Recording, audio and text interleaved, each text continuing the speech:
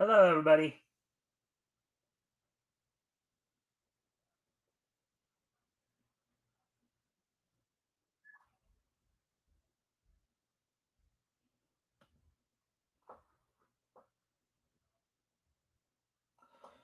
All right, so welcome to the Mikestand, everybody. We're going to give people a chance to come in before we get started.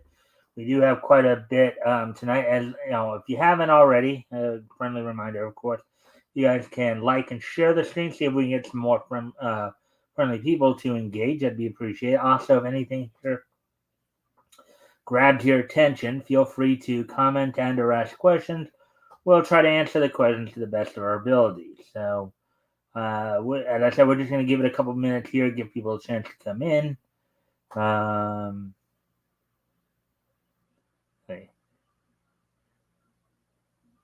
let's see. Transformers, robots in disguise. Autobots rage a battle to destroy the evil forces of the Decepticons. Transformers, more than meets the eye. Transformers, robots in disguise. The Transformers.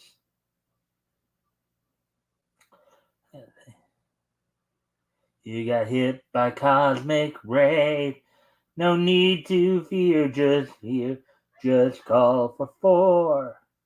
Fantastic Four. Hey, what's the score? Fantastic Four. Reed Richards is elastic. Sue can fade from sight. Johnny's the human torch. The thing just loves to fight. Oh, hello, Dead Sea. Um, Ole Bogomo. Not sure exactly what that means, but ah. Anyways, we're just let's see. All right, so now we're coming up on 3 minutes here. All right, so here's what's on tap for tonight. So let's see now. Oh, what does the phrase "who cares" means in a negative connotation? Well, usually when it is said in a negative connotation, it's meant more in a sarcastic um, manner. But anyways, all right. So here's what's on tap for tonight, guys. So of course, over the past couple of days here, Sunday, yesterday and Sunday, we lost four members of the niche community. Three voice actors and a comic book artist. So back on Sunday, uh, voice actor Peter Renaday, who of course most known for as the voice of Splinter from back in the 1987 Teenage Mutant Ninja Turtles cartoon, as well as of course among some of the other credits included Grapple and Lord Chumley in Transformers. He also, on a number of different cartoons, also voiced Abraham Lincoln, his Uncle Sam in Brave and the Bold. Let's see. Also on Sunday, Emi Shinohara, who was a Japanese voice for Sailor Jupiter on Sailor Moon, as well as Kushina Uzumaki in Naruto Shippuden. Um, let's see.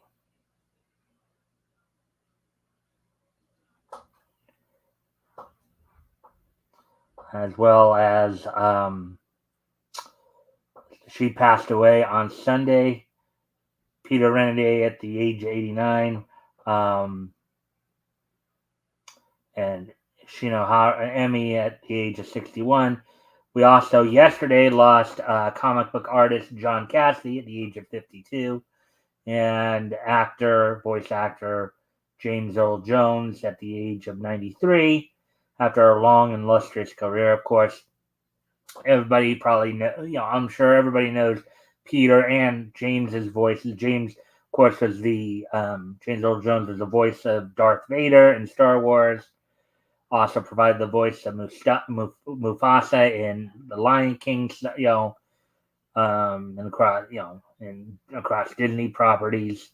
So we're going to be, of course, the show today is going to be focused on and look back at their lives and careers um, over the next hour. Of course, we'll also have the wrestling wrap up in this day and age history as well. With all that being said, why don't we go ahead and get started then? And as always, if you guys can if you guys can like and share the stream, see if we can get some more friendly people in here to engage. That'd be appreciated. Also, if anything here grabs your attention, feel free to comment and or ask questions. We'll try to answer the question. I'll try to answer the questions to the best of my ability. So, if anything grabs your attention, that is.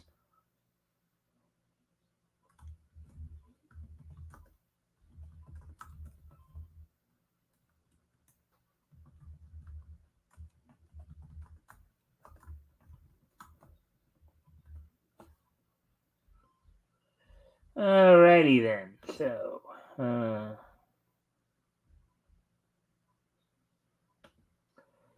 So let me just go pull up the.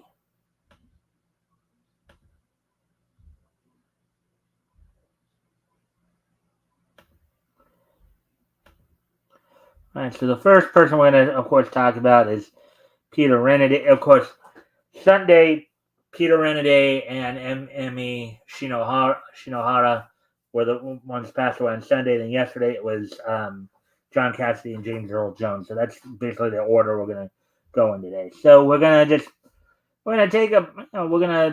do some remembrances. I'll probably do the moment of silence. When we're done with all of them. And doing one for each. Just so.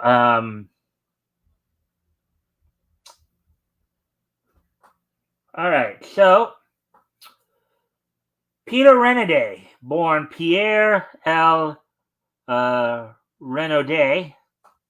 So I believe he was born in June. He was born on June 9th, 1935, in New Iberia, Louisiana, and passed away, of course, on Sunday in Burbank, California. Peter Renedy was an American actor. He is best known for providing the voice of Master Splinter in the original Teenage Mutant Ninja Turtle series, as well as voicing Abraham Lincoln in the Hall of Presidents and Henry and Max in Country Bear Jamboree at Magic Kingdom in Walt Disney World. Basically, if you guys have watched cartoons long enough, you probably heard Peter's voice at some point. I listed off some of his credits earlier. So let's see. Renedy was born in New Iberia, Louisiana on June 9th, 1935. In the 1980s, Renedy was cast as the first animated adaptation of Teenage Mutant Ninja Turtles as Hamato Yoshi Splinter, the mentor of the eponymous Turtles, from 1987 until the show's finale in 1996. Renedy would also reprise the role of Splinter during the non-musical spoken portions of the live-action Teenage Mutant Ninja Turtles coming out of their shells concert event during the inaugural show held and recorded at Radio City Music Hall, though he was not credited on the VHS release in 1990. Renedy was married to Florence Flo Daniel from 1979 till her death on February 18th, 2011. She worked as a secretary in the music department of Walt Disney Studios for 35 years, including an executive. Okay. A coloratura soprano.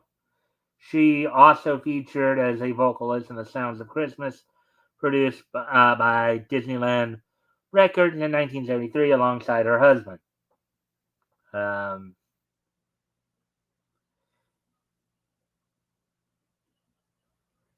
let's see. On September 8, 2024, Renede was found dead in his home in Burbank, California. His death appeared to be from natural causes. And let's see.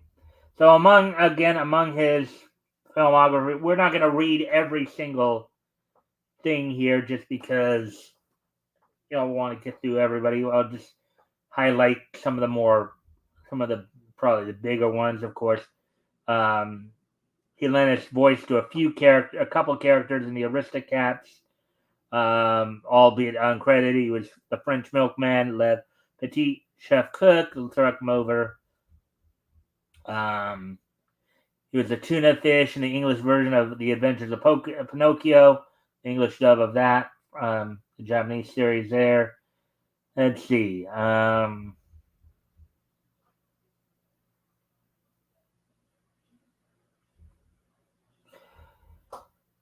These are just his film credits we're going through right now. Let's see. In the television film Ultraman, The Adventure Begins, he was Vacation and the paramedic, the voices of those. He provided the voice of Mr. McKnight in the direct-to-video film Scooby-Doo and the Witch's Ghost. He also was Ramsey Soldiers in The Prince of Egypt. He was the Hun Army in Mulan. Let's see. In Shrek, he provided the voice of Lord Farquaad's guards. Some of his television credits, of course, as we mentioned, include he was Master Blaster in Kid Video. He was provided the voice as Dr. Marsh and Amun Ra in the Gods Below in the G.I. Joe episode The Gods Below. On Transformers, as I previously mentioned, he was the voice of Grapple, as well as providing the voice of Lord Chumley in an episode.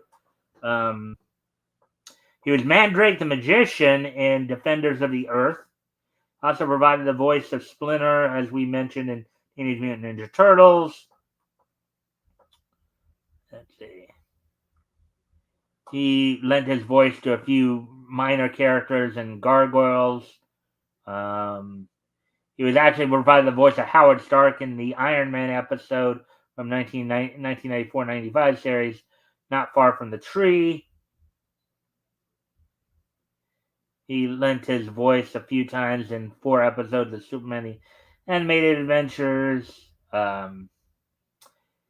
He lent his voice as Abraham Lincoln in a number of different episodes, a number of different cartoons, including Evil. He was three episodes in Evil Con Carne, as well as one of the episodes of Batman the Brave and the Bold.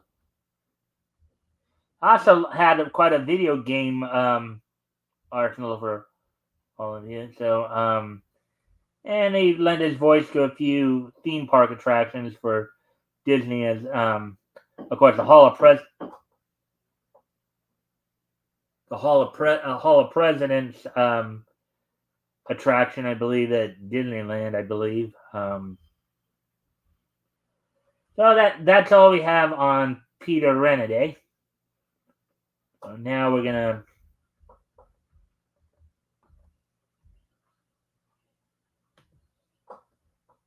at the end, as always, if you guys help out by liking and sharing the screen, see if we can get some more friendly people in here to engage. That'd be appreciated. Also, if anything here grabs your attention, feel free to comment and or ask questions. We'll try to answer the questions to the best of I'll try to answer the questions to the best of my ability. If anything, as I said, grabs your attention.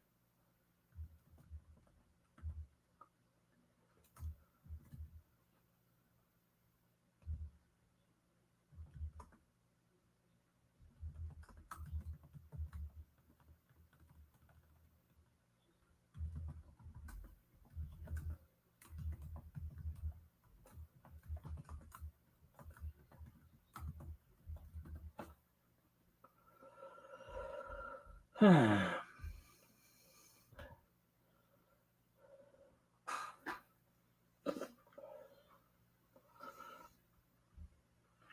we continue to.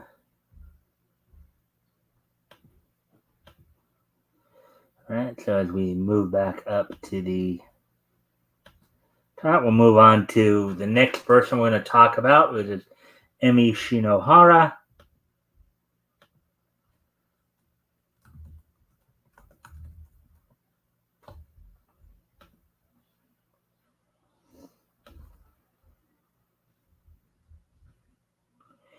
Emi Shinohara, of course, born Emiko Watanabe on August 8th, 1963 in Fukushima Prefecture, Japan. She, of course, passed away this past Sunday at the age of 61. She was a voice actress and singer. Known professionally as Emi Shinohara, she was a Japanese voice actress and singer employed by 81 Produce, who is most known for voicing Sailor Jupiter in the original Japanese anime Sailor Moon. So she was a Japanese voice, of course. And Kushina Uzumaki in Naruto Shippuden. She was born in Fukushima Prefecture and raised in Nagano. She was married to Tokatsu actor Hiroshi Watari.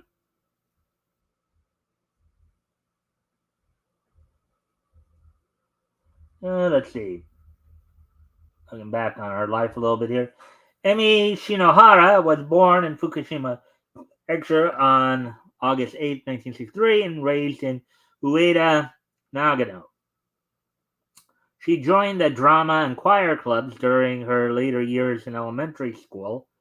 Since junior high, she had always wanted to become an actor, and after graduating from Ueda High School and thought that, quote, singing can also be a way to study acting, unquote.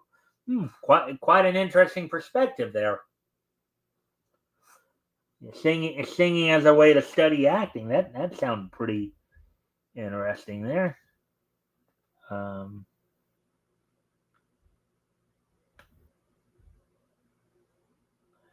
again, if anything here, feel free to comment and or ask questions if anything grabs your attention or anything like that.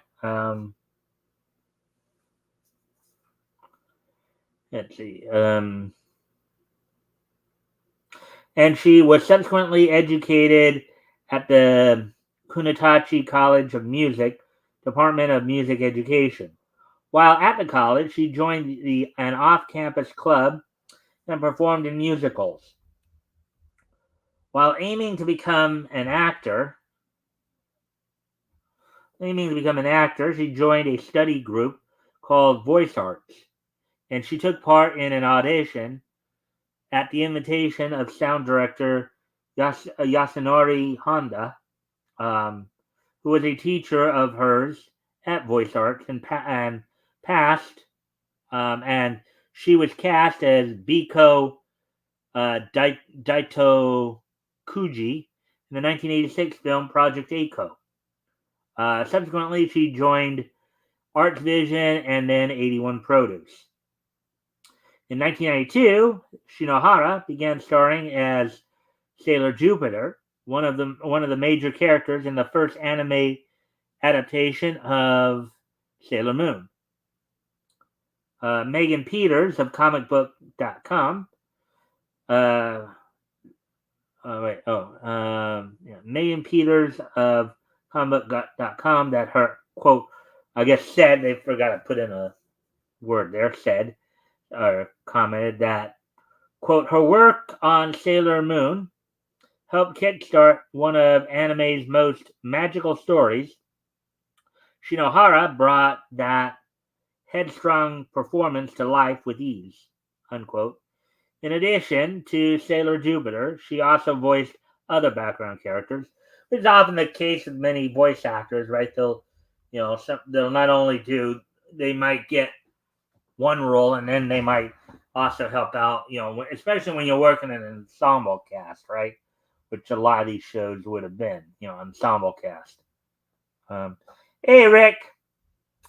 We're going over the lives and careers of 4 individuals from the niche community who passed over the last couple of days. I talked about voice actor Peter Renedy a few minutes ago, and now I'm focusing in on anime voice actress Emi Shinohara. And then we'll also be talking about John Cassidy and James Earl Jones, too. So, as always, feel free to comment and or ask questions if anything grabs your attention, and if you can help out by liking and sharing this, see if we get some more friendly people in here, that'd be appreciated as well. So with that, let's continue on with the with this thing here. As I find the cursor.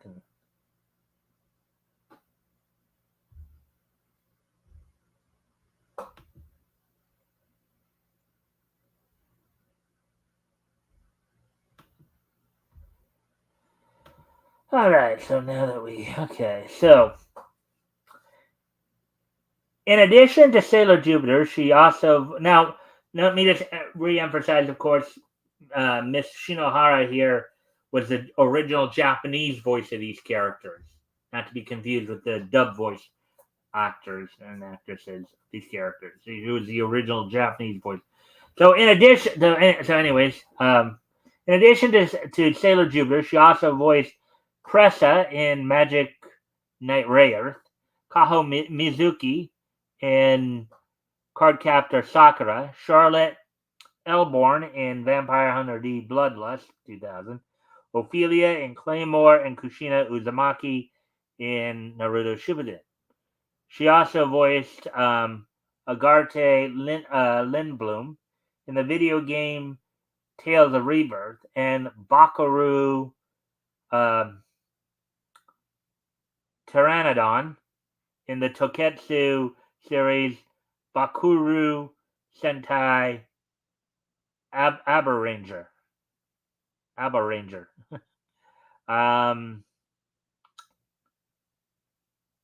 She would often voice older sister or quote unquote mother characters in anime. All right, yeah, that makes sense that Kushina and Sailor Jupiter. Of course, Sailor Jupiter, of course, in Japan was her real name was Makoto Kino. We know her in the States probably better as Lita, kind of the older sister type character there. In the last few years of her career, she reprised her role as Kaho in the 2018 sequel series Cardcaptor Sakura Clear Card, and she voiced Sachiko in the 2020 film A Whisker Away. Her husband is Tokusatsu actor Hiroshi Watari. She had an older brother. She also shared the same birthday as her Sailor Moon co-star Rika Fukami, and there was even a joint birthday concert for the two. Shinohara died on September 8, 2024, at the age of 61. At the time, she was undergoing treatment for an unspecified illness, much in the same vein as another voice actress we recently talked about, anime voice actress we talked about, Atsuko Tanaka, in who of course is the Japanese voice of Major Motoko Kusanagi, and we've already gone over quite a few times, basically some of her roles. So now we'll go ahead. We'll get ready to move on to the next person we're going to talk about, which will be John Cassidy.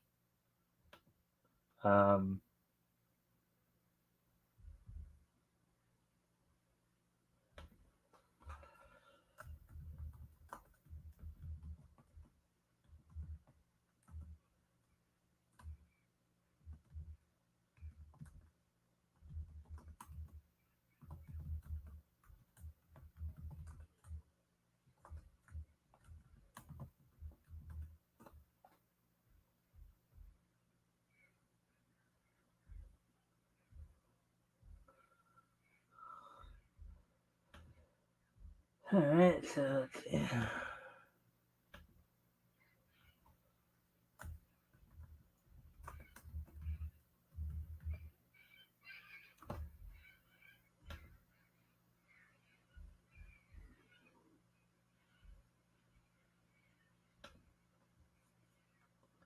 All right, so here we go.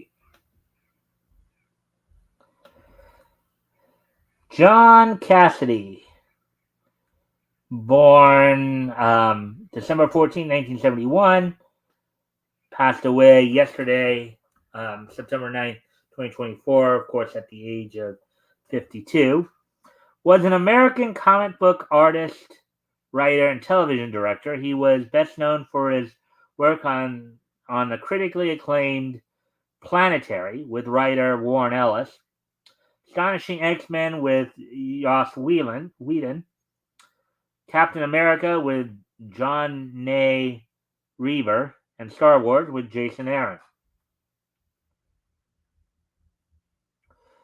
Both Marvel Comics and DC Comics include many of Cassidy's iconic images in their marketing and in their art and poster book collections. Marvel Comics based animated films have made extensive use of his art.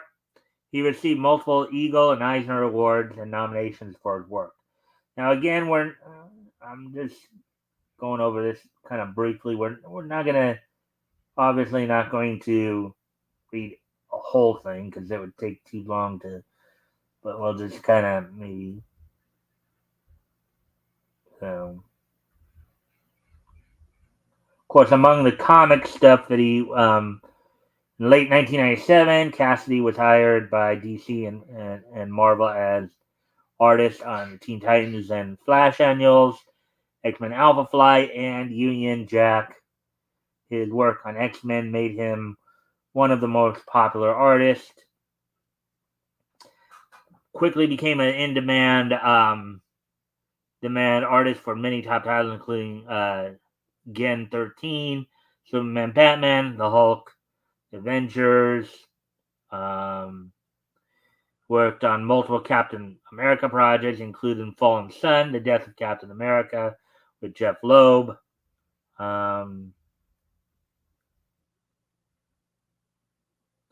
He based a lot of his World War II art on cover art on. He based a lot of his cover art on World War II propaganda posters. So,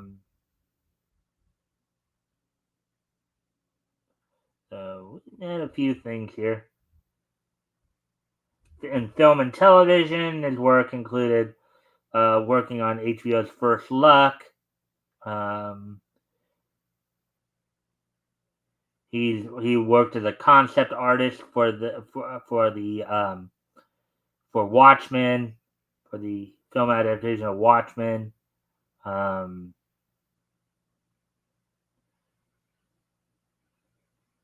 So let's see. He did make some on-screen appearances too as himself at the Wizard World sponsored documentary.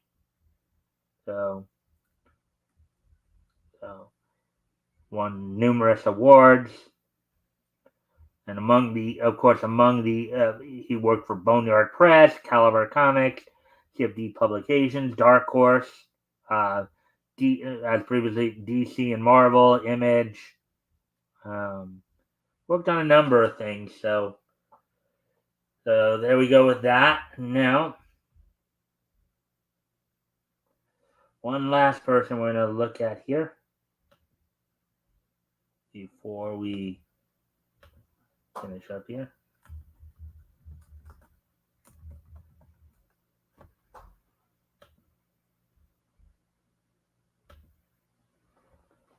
All right, let's see. 30 minutes here.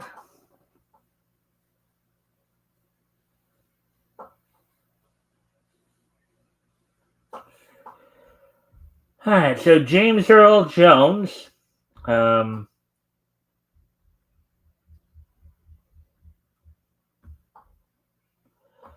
Earl Jones, born January 17, 1931, passed away yesterday at the age of 93, of course. Was an American actor, known for his film roles and his work in theater.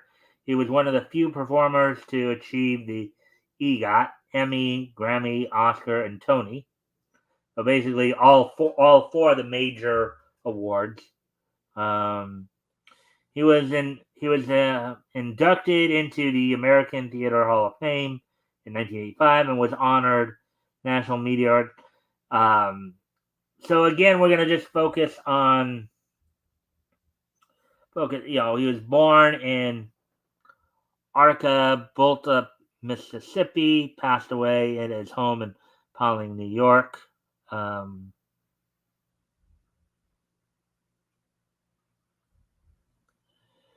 you know,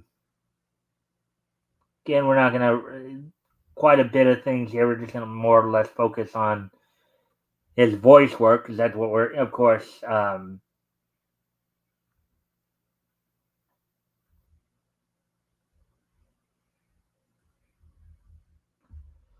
that he passed away at the age of 93 at his home. There's, of course, also the voice of CNN, a number of their things. Um,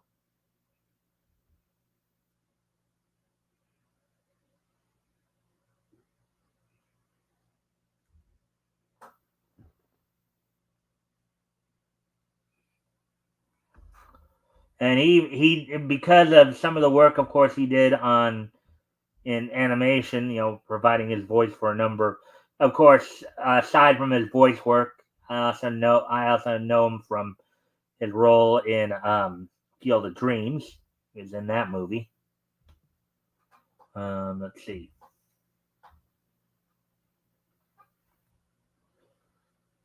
Um,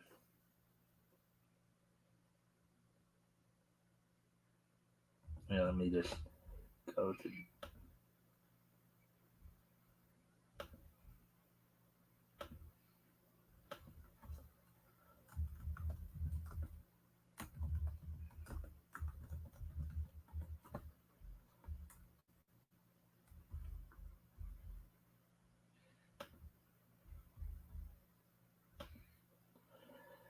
All right, so there he is right there. So I'll look through some of it. Now, granted, he may not have had as many, but of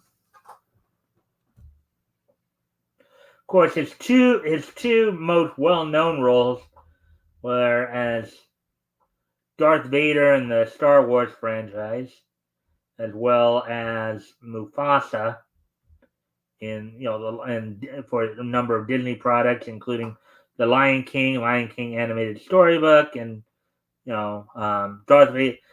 He also provided the voice of Kibosh in Casper: A Spirited Beginning back in 1997. He actually, for I guess an episode of The Simpsons, he was actually the voice of Maggie Simpson. Believe it or not. Let's see. He in the Greatest Adventure Stories in the Bible in 1986. He provided the voice of Pharaoh in that. Um, he had a number of other voices, but primarily, of course, he was voice of Darth Vader and Mufasa. So probably his two most well-known roles that he did. Even in the live action 2019 Lion King movie, that he lent his voice again.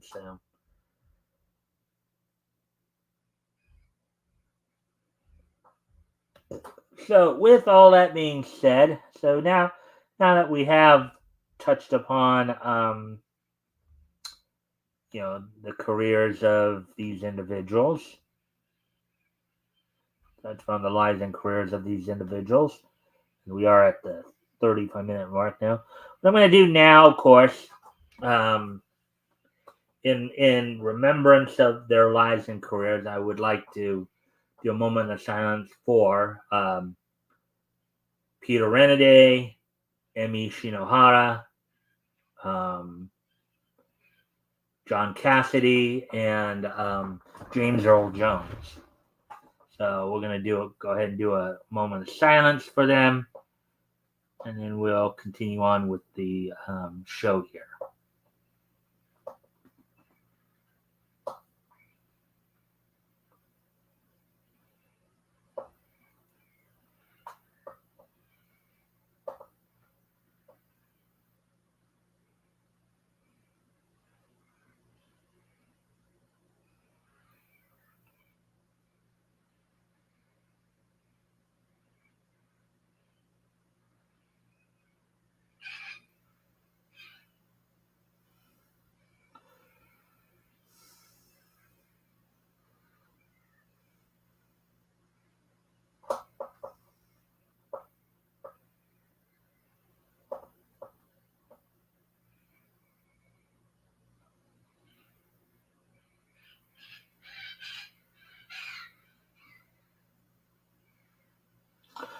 All right, so there we go with that. So now what we're okay. So now we're going to move on to, of course, the wrestling wrap up. Talk about what happened on last night's Monday Night Raw.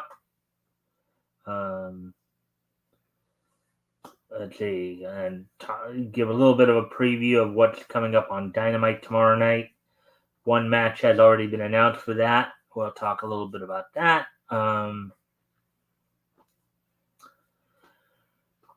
So here we go. So last night's Monday Night Raw.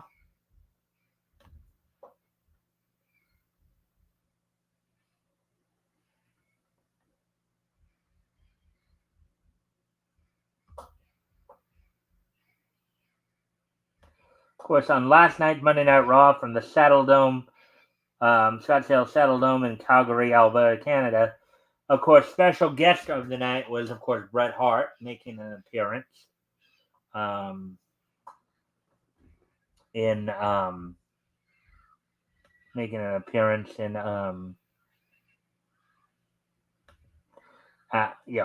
for the WWE that night. So the night opened up with a mixed 8-person tag team street fight in which the Wyatt Six of Dexter Lumis, Eric Rowan, Joe Gacy, and Nikki Cross defeated the American-made faction of the Creed brothers, Chad Gable, and Ivy Nile. And what many commentators have said is a completion of that feud. After the Wyatt Six made their debut a few months back, going after Chad Gable. In a match for the WWE Women's Tag Team titles, champion as the Unholy Union, Isla Dawn and Alba Fire got their rematch. Bianca Belair and Jade Cargill retained over Unholy Union. Then you saw Dominic Mysterio defeat Dragon Lee of the LWO. Natalya made her return to WWE television, teaming with Lyra Valkyrie and Zelina Vega to defeat the Pure Fusion collective of Shayna Baszler, Sonya Deville, and Zoe Stark. Rey Mysterio defeated Finn Balor by a DQ. And the main event saw Jey Uso earn a Intercontinental title match in a number one contendership tournament final fatal 4-way in which he defeated Braun Strowman, Ilya Dragunov, and Pete Dunne. Some other highlights from the show include a confrontation between WWE World Heavyweight Champion Gunther and Bret Hart, in which during their exchange, Gunther made a very really tried to put some salt in some old wounds of Bret by claiming that Bret was a very close second favorite of his favorite being Bill Goldberg. The same Goldberg, of course, who in essence ended Hart's career with that kick to the head back in way back when they were working in WCW together. So basically, this is a show that, of course, Brett wanted to do as well because they're apparently going to be tearing down the Saddle Dome, and so this will be his last opportunity to do a show there, and WWE's last. This, of course, was the season premiere of Raw, and it's also been reported that Raw will be going to 2 hours for the remainder of the year here. For the remaining time on USA before they move over to Netflix in January. They'll be reducing to being a 2-hour show. So for those who watch that. And of course, in AEW news, let's talk a little bit about that real quick here. Let's see. Talk a little bit about AEW news. As tomorrow night's Dynamite, as I said, the one match I do know that's been confirmed thus far is in a women's world title eliminator match. Mariah May will be fending off the challenge of Queen Aminata. Now, in AEW, these eliminator matches are basically matches that are set up to where you can earn a shot at the world champion if you can beat them in a non-title match. So, if Queen Aminata wins this match, of course, she will have earned a shot at Mariah May in the foreseeable future. And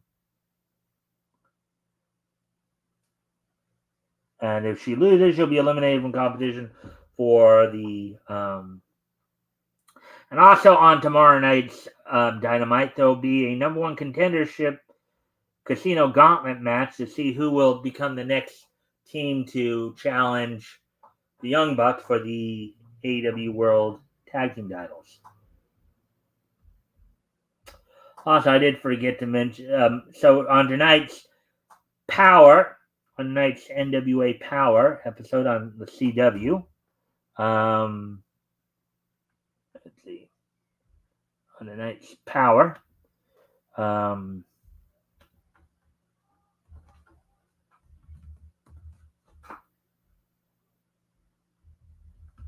Let me just find that. On tonight's NWA Power on the CW. Let's see.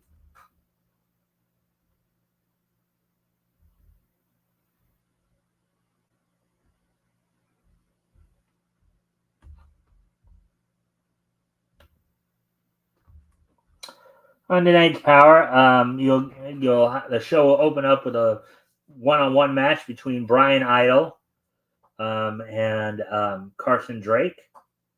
There's going to be a Rumble match, a 4-way Rumble match for the NWA Mid-America Heavyweight title. Now, that's a title that does have some history, particularly in the Mid-America region of Kentucky and Tennessee. I guess Billy Corgan is deciding to bring it back. We don't know who the 4 contenders will be, but also the It Girls will be taking on the It Girls of Ella Envy and Miss Star will be taking on the Page sisters, Kenzie and Kylie Page, of the Pretty Empowered in a tag team street fight. And Tom Latimer, now this is prior to Latimer, of course. Now this show was taped before the anniversary show in which Latimer defeated EC3 to become the new NWA World Heavyweight Champion. This was taped at a time when Latimer was still the national heavyweight title. He'll be defending that title against Steve Boz on this show, taped back on June 1st. So that's pretty much all I got for you in terms of Oh, and also in other wrestling news, of course, Kiana James, who was recently called up to the main roster on Raw, has been now placed on the miscellaneous roster due to the fact that she's nursing an injury and is expected to be out for quite some time. So that's some other piece of news there. So with that being said, of course, today being Tuesday, September the 10th, 2024, let's take a look back at this day in Nietzsche history. History! So,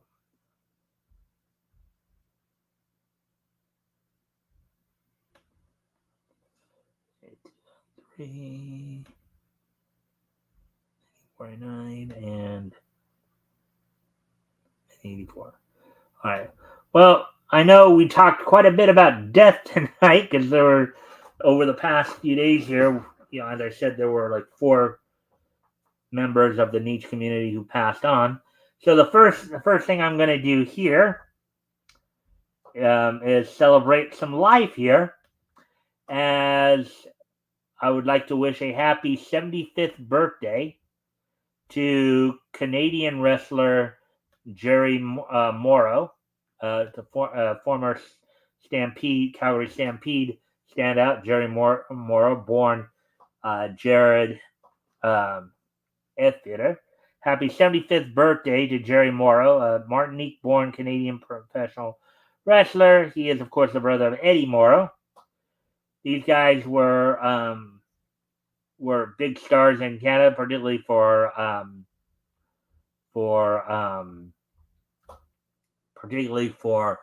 Stampede. So happy 75th birthday to Jerry Morrow. Now, I'm getting ready to move on to the next piece. Moving ahead to 40 years ago today, to 1984. On this day in 1984, Voltron, the original Voltron, as produced by World Events Productions. Of course, initially the Lion Voltron adaptation premiered on this date premiered in first run syndication back in this date in 1984. Of course, the first season of Voltron, the Lion Voltron, was borrowed from Toei Animation's Beast Goat Lion. That was the anime. Of course, later on, the second season would be the Vehicle Voltron. That was based on Armored Fleet Dairugger 15. So on this date, 40 years ago today, back in 1984, Voltron would premiere in first run syndication.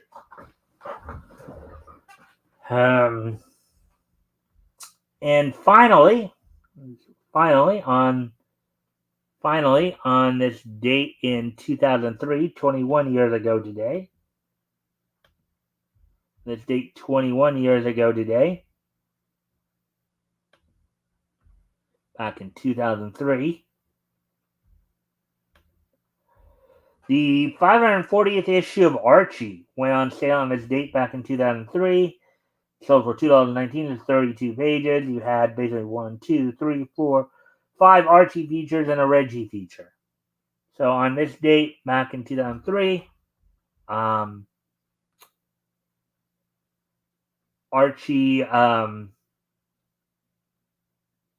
Archie would premiere on or Archie, the 540th issue of Archie would be released for sale.